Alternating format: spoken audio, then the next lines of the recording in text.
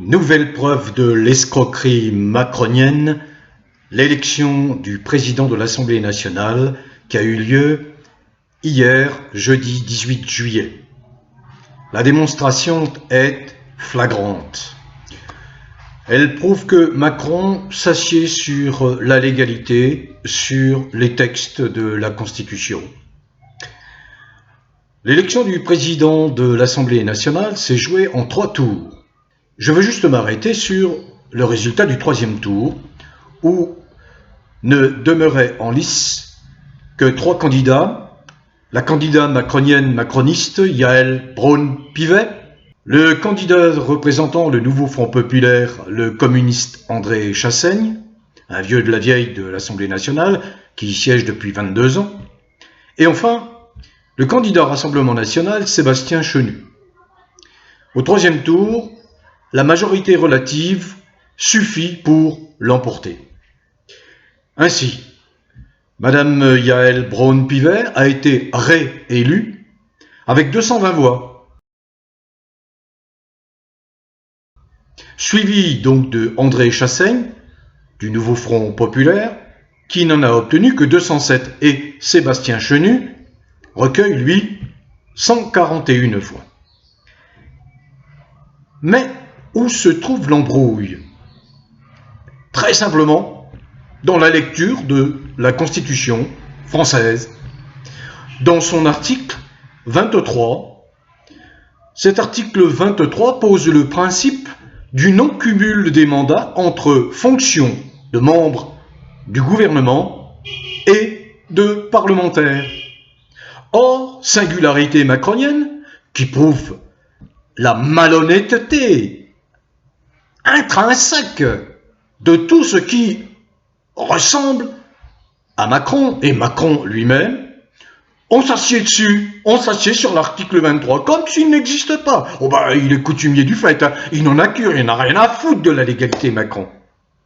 Mais voilà, nous sommes dans le microcosme politicien qui s'arrange avec la légalité, qui s'arrange, qui passe son temps de compromis en compromission, pensant tirer avantage de tel ou tel accord, de tel ou tel arrangement. C'est ce qui arrive à la gauche, je vais en dire un mot. Mais résultat, une élection volée tout simplement parce que ont participé au vote 14 ministres nouvellement élus députés, et qui continuent à exercer leurs fonctions gouvernementales tout en s'acquittant de leur mission de député. Donc il y a 14 voix qui se sont portées, 14 voix de ministres députés qui se sont portées sur la candidate Yaël Braun-Pivet. Or, quand on fait les comptes, eh bien on s'aperçoit que si on retranche les 14 voix de ces ministres des 220 voix obtenues par Madame Braun-Pivet, eh bien, elle n'obtient que 206 voix, à comparer aux 207 voix obtenues par André Chassaigne, du nouveau Front populaire, qui obtient, eh bien, la majorité relative nécessaire pour être élu. Donc, il s'agit bien là d'un vol manifeste, d'un non-respect de la Constitution.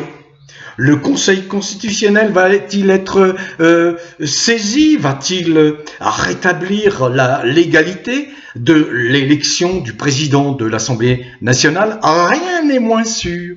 Alors bon, l'escroquerie, je la dénonce. André Chassaigne, eh ben, il respecte le règlement, il respecte les institutions, alors que du côté de Macron, l'entourloupeur, ce que n'ont pas vu les naïfs gens de gauche, eh bien, il s'en sort une nouvelle fois par une entourloupe illégale qui ne semble pas beaucoup préoccuper la classe politique dans son ensemble, peut-être un peu la gauche. Alors cette gauche, eh bien oui, ben certes, elle peut aujourd'hui avoir de gros regrets, parce que, souvenons-nous, je l'ai dit dans mes précédentes vidéos, qui a sauvé la peau de Macron à l'élection présidentielle de 2022 et à nouveau aux élections législatives récentes, là, anticipée des 30 juin et 7 juillet, au prétexte d'appliquer la règle du Front républicain pour faire obstacle au diable. Vous voyez le dogme. Le dogme rend ces gens-là complètement crétins et imbéciles. Voyons, quand on part sous ces couleurs, quand on anime un groupe ou un mouvement politique, on ne se préoccupe pas de savoir qu'il faut sauver, soi-disant, la République. La République est-elle menacée? Jamais elle n'a été menacée.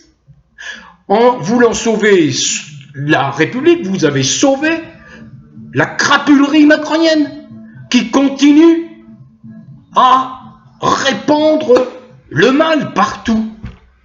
Alors bon, la gauche, je vois, elle s'émeut, elle crie au scandale.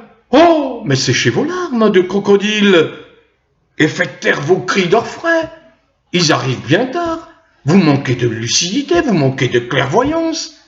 Ou alors vous êtes tellement imbu de vous-même, tellement méprisant pour le petit peuple que je représente, que vous êtes incapable d'écouter même un seul conseil qui est de bon sens. Quand on voit une Martine Aubry, députée européenne, également fraîchement élue de la France insoumise, se jeter chaleureusement dans les bras de Ursula von der Leyen, après sa réélection comme présidente de la Commission européenne, alors que elle vient d'être mise en cause par la Cour de justice européenne à propos des contrats qui ont été passés avec Pfizer dans des conditions plus que douteuses. La Cour européenne de justice mettant en avant également un conflit d'intérêts puisque le propre mari de Ursula von der Leyen n'est autre que le directeur général d'une société de biotechnologie américaine qui s'appelle Orgenesis, qui participe à la fabrication de ces fameux vaccins en collaboration avec Pfizer. Et voilà que Madame Manon Aubry, qui est censée défendre l'éthique, la probité, l'honnêteté, en tout cas, c'est ce que j'avais cru comprendre du message global de ces gens de gauche qui se prétendent intègres. Elle se jette dans les bras d'une corrompue, d'une amie de Macron. Mais je n'ai plus rien y comprendre. Alors là encore, fallait-il faire obstacle à un diable qui pouvait s'emparer de la présidence de la Commission européenne? Donc sous le prétexte de empêcher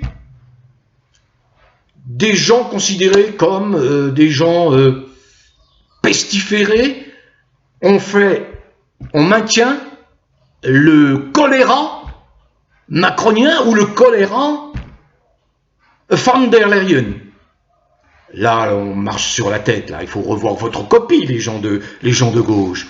Vous payez les conséquences de vos désistements dogmatiques, insensés, alors que si vous étiez parti sans vous soucier de ce fameux front républicain qui vous a par parenthèse bien niqué, sans vous désunir, eh bien vous auriez obtenu, et je l'ai expliqué dans d'autres vidéos, bien plus d'élus, et vous auriez pu jouer un rôle majeur aujourd'hui, notamment au moment de l'élection du président de l'Assemblée nationale, et la question de cette élection du président de l'Assemblée nationale ne se serait pas posée, pas plus que ne se poserait aujourd'hui la désignation d'un nom pour devenir le Premier ministre en France. Peut-être qu'aujourd'hui, vous seriez proche de la majorité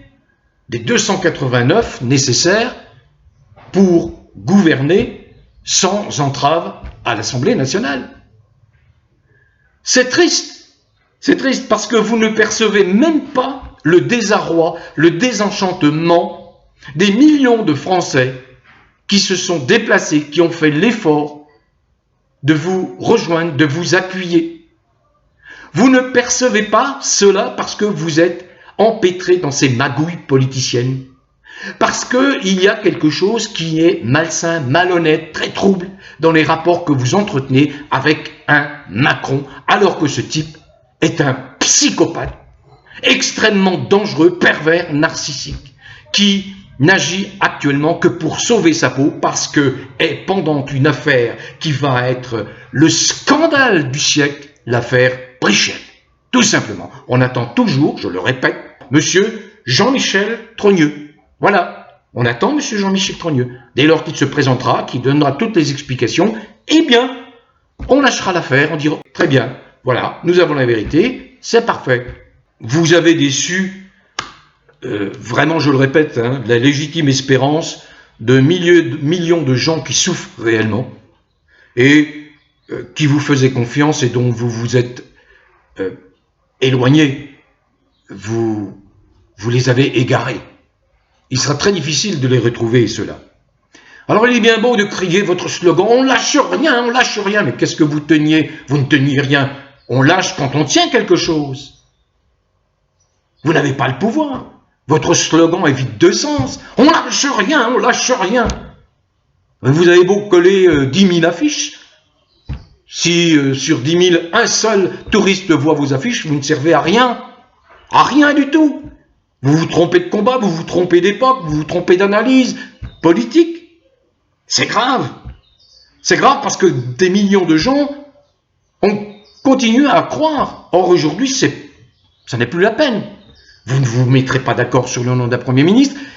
Et puis c'est totalement... Ce qui, de toute façon, même si vous y parveniez, ce serait totalement inutile parce que Macron est, sans l'avoir à mon avis imaginé, parce qu'il a créé un scénario catastrophe, et c'est vous qui lui avez envoyé une bouée de sauvetage. C'est la gauche, c'est la France insoumise, c'est les socialistes. Bon, les socialistes, c'est naturel. Les socialistes n'ont rien de socialiste, vous le savez. Ce sont des gens de droite. Voilà. Et les communistes qui étaient prêts à gouverner avec Macron. Bon, revoyez votre rhétorique.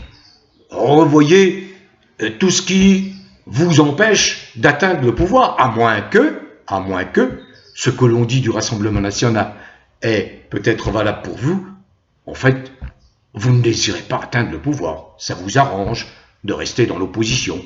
Mais il y a quelques avantages à obtenir un mandat de député. Regardez Madame Yael Braun-Pivet qui a des accointances avec le monde de la finance, va continuer à percevoir un salaire de 15 000 € par mois, plus les énormes avantages liés à la fonction. Elle habite le palais, elle a voiture de fonction, chauffeur, tout est gratuit. Vous imaginez, ça veut dire qu'elle gagne l'équivalent de 30 000 € par mois. Je rappelle que 10-11 millions de Français ne gagnent pas 6 à 7 000 € par an. Par an. Qu'est-ce que c'est que ce régime? Qu'est-ce que c'est que ce régime? Prochaine étape, prochain épisode, la nomination d'un Premier ministre macronien. Car la gauche, qui se croyait gagnante, qui l'acclamait, va de toute façon boire la coupe jusqu'à la lie. Mais c'est peut-être un bien. À toute chose malheur est bon. D'autres formes politiques apparaîtront et j'espère qu'elles s'inscriront dans une démarche visant à atteindre la démocratie directe. Bon vent à tous, prenez soin de vous, portez-vous bien.